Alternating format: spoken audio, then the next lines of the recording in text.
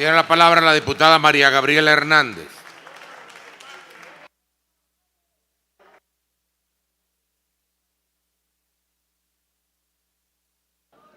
Gracias.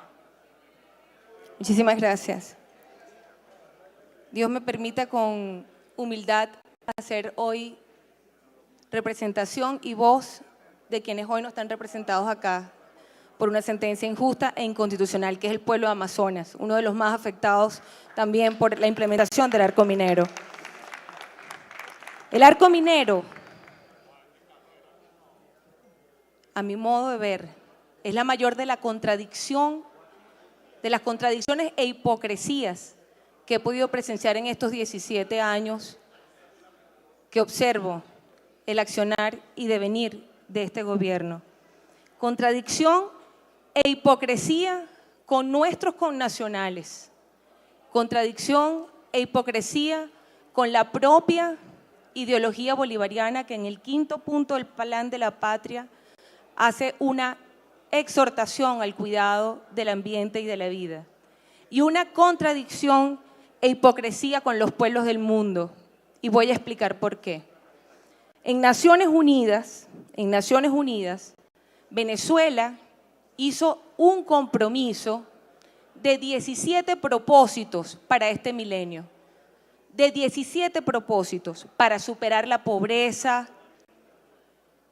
para el bienestar y para la paz. De esos 17 propósitos, 6 tienen que ver con el ambiente y tienen que ver con la destrucción que el arco minero implica. Voy a hablar de ellos. Agua limpia es el propósito número 6. Agua limpia. El propósito número 7.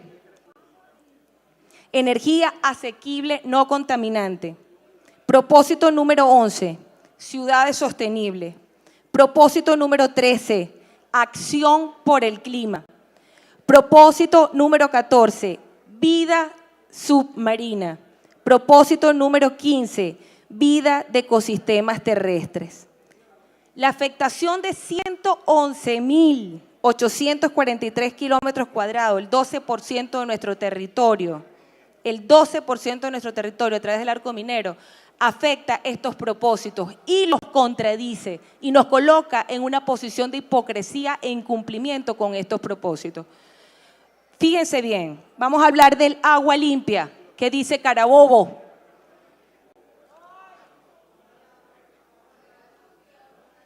¿Qué dice Caracas?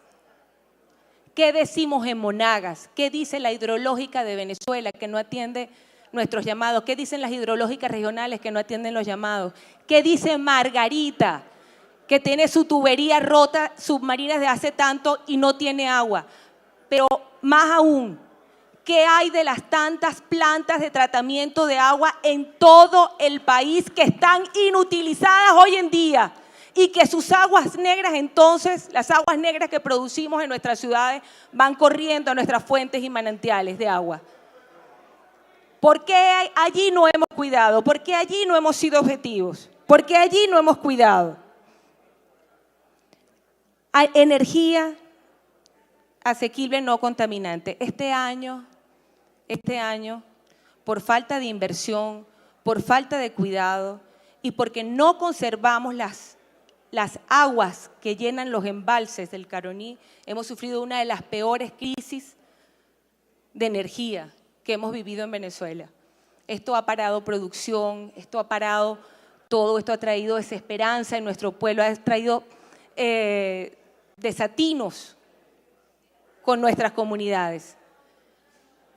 Y la implicación del arco minero en todo lo que es la cuenca del Caroní, lo que vendría es agravar una situación que hoy estamos viviendo. Ya no serían esos cortes que hoy el gobierno impone a todo el país, excepto a la capital. Pero déjenme decirles que eso no es propio de los cambios climáticos. Lo que estamos viviendo con los cortes de energía y con los racionamientos lo vivimos en nuestros estados, hacia el interior de la República desde hace muchísimo tiempo. Pueblos enteros por 3 días sin luz, artefactos totalmente destruidos, pobreza, falta de inversión, porque no tenemos energía en nuestros pueblos, en esa Venezuela profunda, en esa Venezuela que desde sus entrañas hoy se gesta una rebelión contra esta ignominia que estamos viviendo. Y vamos entonces a lo que firmó Venezuela en diciembre del año 2015, otro acto de hipocresía con el mundo y con nuestros connacionales.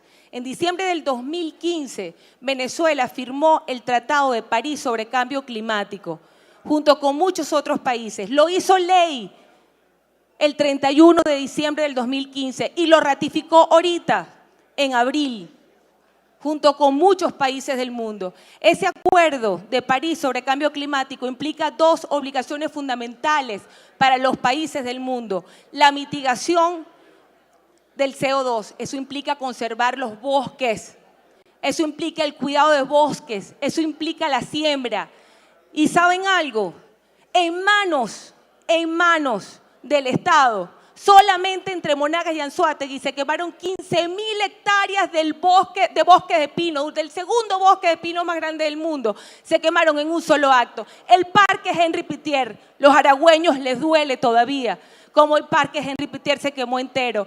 Y la gente de Imparques, que estuvo aquí con nosotros en la Comisión de Ambiente, impotentes ante la indolencia de un gobierno que no supo cuidar y no sabe cuidar bosques. No sabe cuidar bosques, no sabe cuidar la naturaleza, no sabe porque hemos desmantelado todo durante estos 17 años.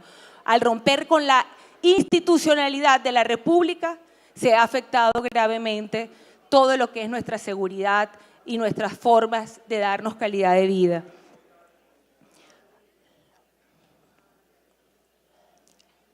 En noviembre de este año se produce en Marruecos la tercera conferencia de las partes por el acuerdo de cambio climático. Es necesario que el acuerdo que estamos presentando hoy, denunciando el decreto del arco minero en Venezuela, se sepa y lo sepa el mundo, que afecta y contradice las obligaciones que ha asumido Venezuela para con los países del mundo en la mitigación del CO2 para combatir los efectos del cambio climático en el mundo.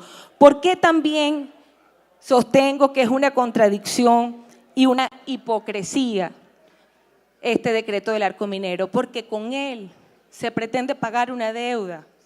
Y se pretende pagar una deuda porque perdimos un proceso judicial internacional que condenó a Venezuela a pagar a la Gold Reserve 740 millones de dólares, que no tenemos cómo pagarlo.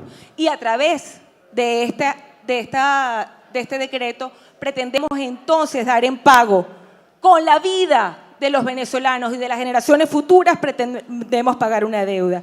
Es también contradictorio e hipócrita, porque estamos cediendo definitivamente soberanía.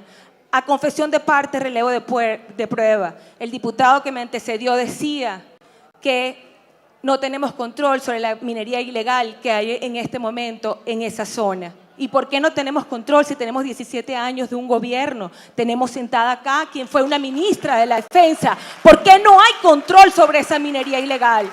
¿Y por qué se llevan esos recursos de coltán, esos recursos maravillosos que están allí? ¿Por qué se las llevan a las islas del Caribe? Es que no es un solo gobierno esto, es que no tienen el control del país. Pues no lo tienen, lo han perdido por irresponsables. Y hoy en día se produce una rebelión desde las entrañas del país, desde nuestros pueblos, desde el oriente venezolano, desde el occidente, desde el sur, desde el Amazonas, que debería estar ahí sentado. Se produce una rebelión cada vez menos silenciosa que se va a aproximar a las puertas de Miraflores para un cambio de gobierno pronto. Muchísimas gracias.